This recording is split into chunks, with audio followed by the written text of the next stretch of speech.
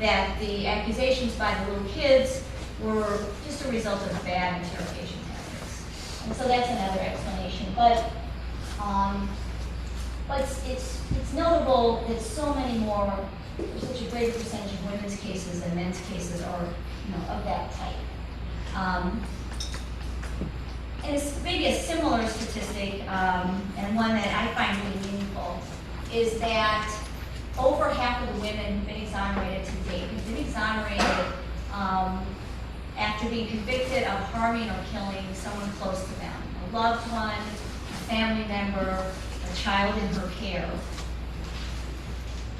These are cases where the women are close to the victims or the alleged victims in their cases. And I find that troubling for a couple of reasons. One, I think sometimes women are the victims of situational prosecutions. Someone is harmed, someone passes away, they're the ones who were there, they're the ones who get blamed. I'll be honest, I would never, I don't know, how many of you babysit now to make others yeah, it's, it's a little scary to me now. I mean, it is scary to me that how easy it is for a person in that situation to get blamed when a child is harmed. But the statistic is also disturbing to me for another reason as well. And that's, over the years that I've been in the Center on Wrongful Convictions, one of my jobs has been to help screen the cases that we examine more closely and eventually that we take on to represent convicted persons. And one of the things we look at when we're screening is we look at, we basically look at two things. Is there a viable claim of innocence, and can we help the person? And when we look at those factors, we tend to not take the cases where the defendant was at the crime scene or close by. Because one, it's a little suspicious, they're at the crime scene, maybe they really were part of the crime. And also the other reason, it's just harder to prove someone innocent if they were right there. And I personally rejected cases for that reason. When I started looking at the numbers for the women's cases, I thought, my gosh, I really need to rethink that. Because I can really see that a lot of times you can be right there, you can be innocent, and suspicion can be cast upon you. And we need to figure out ways to look at those cases and ferret out the innocence cases and work on them.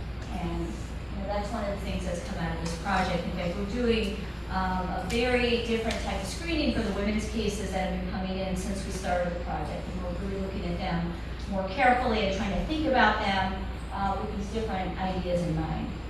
And by the way, I should say that all of these factors that I'm talking about, and I'm only got a couple more, were present in Nicole's case too, and she's a paradigm example of the type of women's case that results in a wrongful conviction.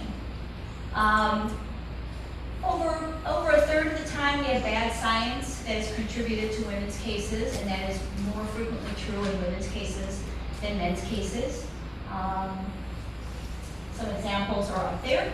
But again, a women's, the statistic I didn't bring, I meant to do it before I came in because Sherry was here, but I didn't, was to compare men and women's cases for mistaken identifications, because that's Sherry's field. But men are more often convicted than women as a result of a mistaken identification. And so again, you think about the types of cases that men and women might be wrongfully convicted of. A man might be wrongfully convicted of an armed robbery stick-up where the eyewitness misidentified him, a shooting kind of death. And women tend to be more involved in these close family situation type of cases. And in those cases, science plays a greater factor often. I mentioned a couple of my cases where science played a factor, the arson case and Julie's case. There was also a lot of scientific evidence. And sometimes it's wrong. And so that is another thing that we're doing as we review the cases, is looking really closely at the scientific evidence. And it's hard to do because we're lawyers, we're not scientists. And that's why we went to law school, because we're bad at science.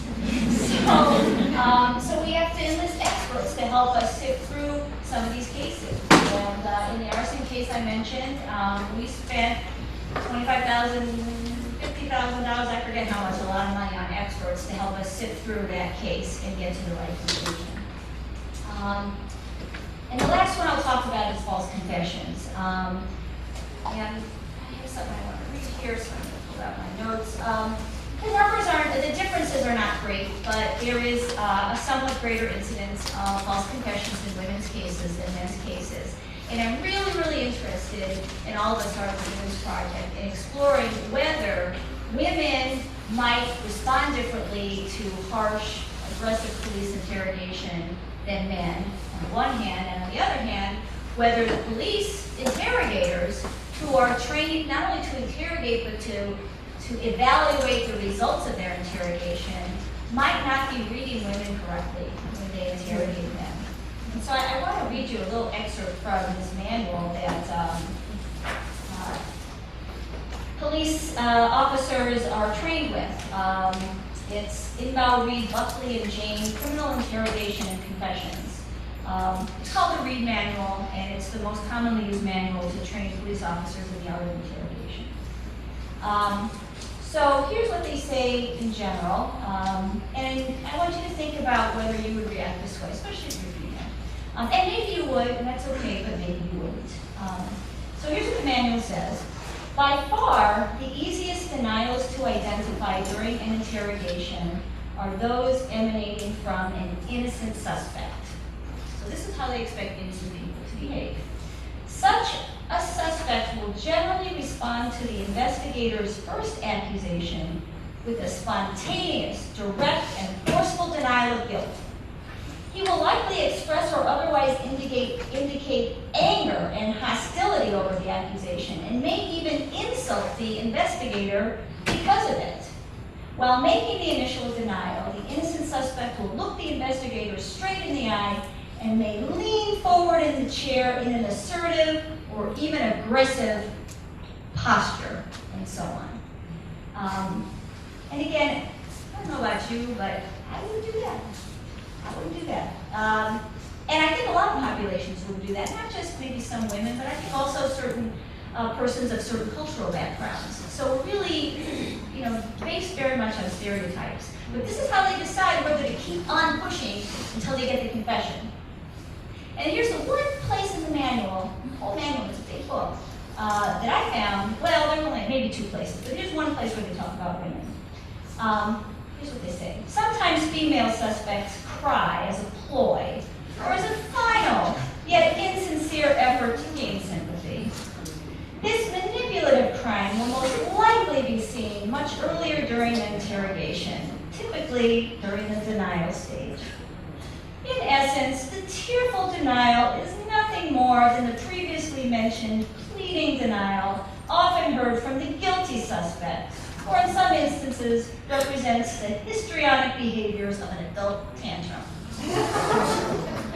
So, that's how they view a woman whose child has just been murdered or died accidentally, and within 24 hours is being interrogated by the police as the suspect. That's what happens if you cry. Ladies, don't cry if you're ever in interrogation for us. We need to change. We need to change some views, I think. We need to study this more carefully. I would really like to see some research on women in interrogations. And if we have that, maybe we could help our client, Nicole Harris. I'd like to invite Nicole up here to speak with me. And I'm going to introduce her, just a couple more details of her case that Nicole, she'll understand why we're probably prefer not to talk about, and then we're going to have a conversation. Okay? Okay. So I want to make it clear that as much as I love Nicole and working with her now, I did not represent her in the proceedings leading up to her exoneration. She was represented by my colleagues Allie Flom and Steve Drizzen, and also by some wonderful attorneys from the law firm Gentleman Law. On May 14, 2005, Nicole had two beautiful sons, her older son, Deontay, and her younger son, Takari. The boys were playing in their bedroom in their Chicago apartment, and they were alone in their bedroom.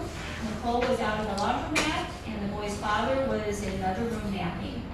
Her son, Jakari, was playing a game It involved taking a Spider-Man, thank you. It involved taking an elastic band from one of his fitted bed sheets, wrapping around his neck. I think he was trying to kind of be a cape. He tragically died of asphyxiation. And the boy's father was the one who discovered Jakari, and he couldn't resuscitate him. He ran outside. Nicole saw them when she was coming back from the laundromat. They took Jakari to the hospital, and he was pronounced dead. And this